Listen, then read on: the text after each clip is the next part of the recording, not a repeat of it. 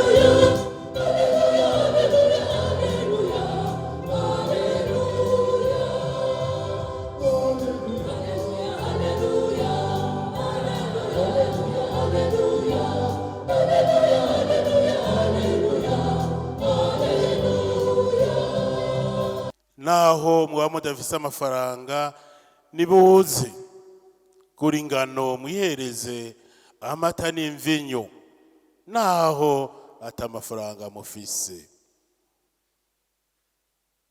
Izi ngabirano twumvise, uyu muvinyo, aya mata, n'ingabirano zidufasha gukuza no guhimbara ya ngabirano katihabwa ubuzima bwa muntu.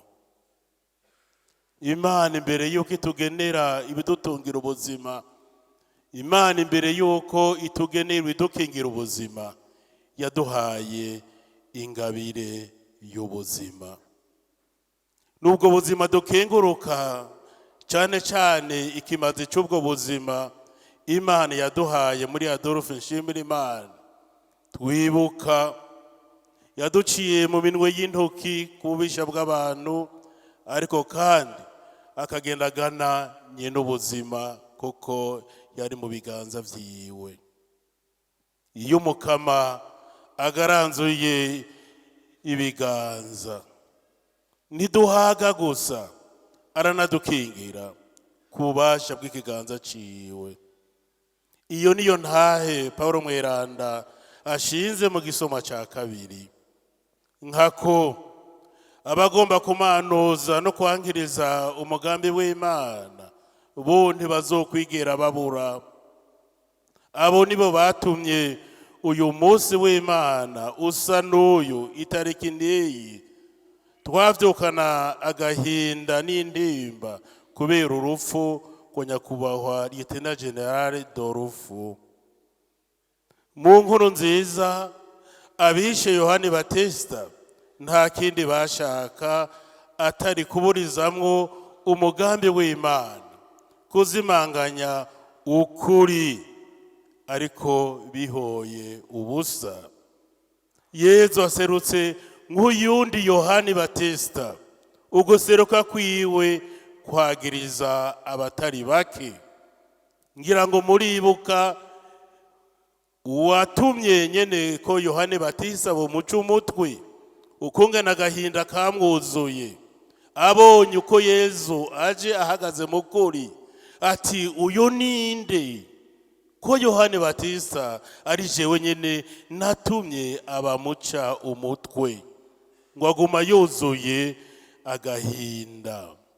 Yezu aserutse nk'uyundi Yohane Batista, aje atumenyesha urukundo rw'Imana rutagira ingero, niwe mwizero y'abahagaze mu kuri. Uragaranzura ibiganza Mukama, tugahaga twese kandi ukadukingira twese.